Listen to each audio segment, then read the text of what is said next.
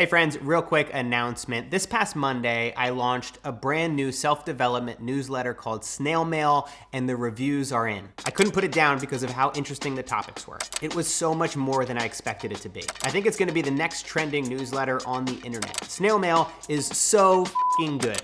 I think that's my favorite review. If you want to start your week with an original article and a digest of the best self-development content on the internet, then subscribe at slowgrowth.com/newsletter or click the little link in the description below. If you want, you could pause this video right now and subscribe. I'll wait. Okay, this isn't awkward at all.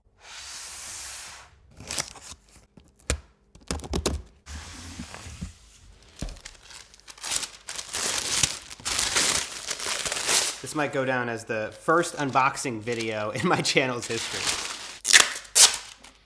It reminds me of like batting cages growing up. That's like nostalgia. Okay, cool, great.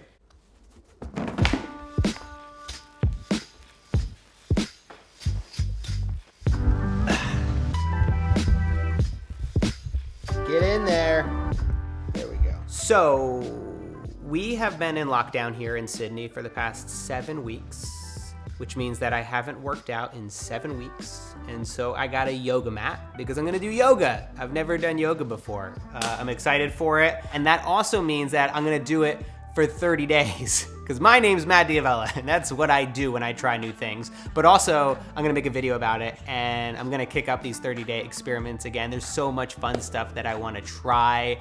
But that's not really the topic of this video. I wanted to talk about regrets. Because my God, do I have regrets? So it's basically become a self-development cliche at this point, but it's been said that at the end of our lives, we're not gonna regret the things that we did, we'll regret the things that we didn't do.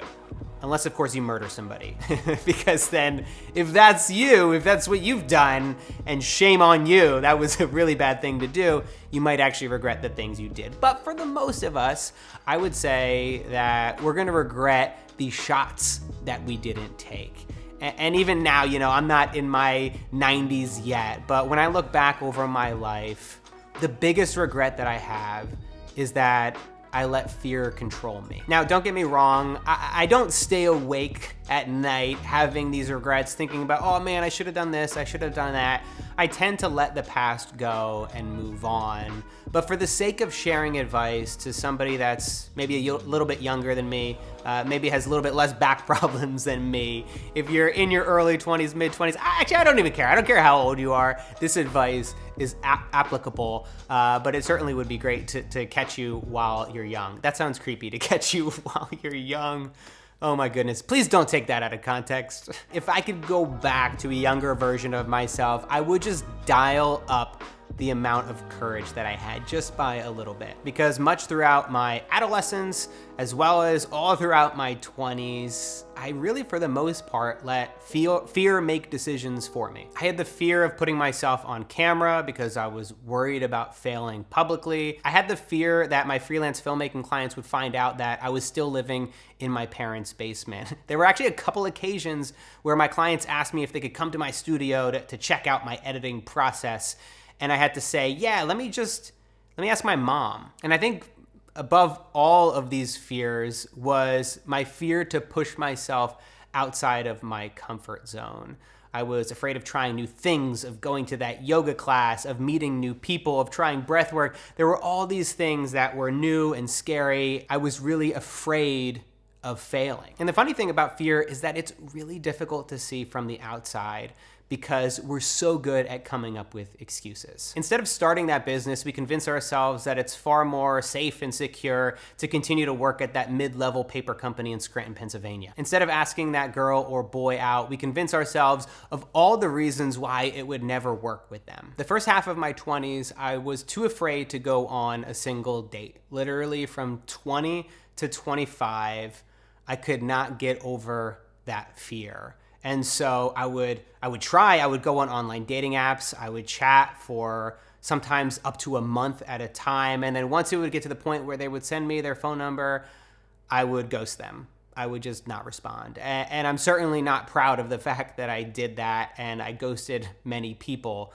but it was that fear that consumed me. I was afraid of what might happen after we got through those initial pleasantries. I was afraid of that awkward silence, the deafening awkward silence. I think above all, I was afraid of rejection, of being hurt and being cast away. And so instead of facing that fear, I turned inward and I focused on my work, and I came up with all the excuses in the world for why I wasn't ready to date or why I kept flaking on these people. But here's the big problem that I've found about fear is that if you do not face it, if you do not confront these demons, they will get bigger and bigger as time goes on. I would say in my early 20s, it was a nervousness, like maybe a little bit of gentle anxiety about dating.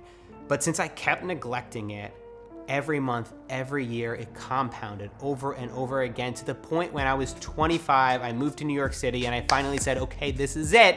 I'm gonna do it. I'm gonna face my fears. I'm gonna put myself out there. I'm gonna go on a date.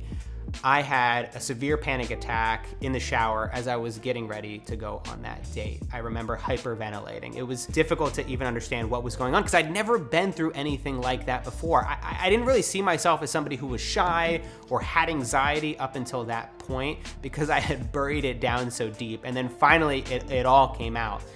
And so that was a lesson to me to not let things go unhealed or unresolved for a significant period of time. And when we let fear win, we really miss out on so much in life. I think the problem that we run into with all these scenarios is that we're not allowing ourselves to be a beginner and to have a beginner's mindset. It's kind of crazy when you think about it because we have to be a beginner at some point, whether it's dating or doing yoga. If we're pushing ourselves out of our comfort zone, if we're trying something new, of course, we are gonna have moments where we have no idea what we're doing, and we need to embrace that. We need to accept the fact that we're not perfect, we're gonna make mistakes. If we wanna try stand-up comedy, we're gonna bomb the first time. If we're gonna try yoga, our pants might split in the middle of class, and that's okay. We have to be willing to lean into that to be able to move forward and to grow. But here's the thing, there is no dial that you can turn up, there's no pill that you can swallow to help you have more courage, although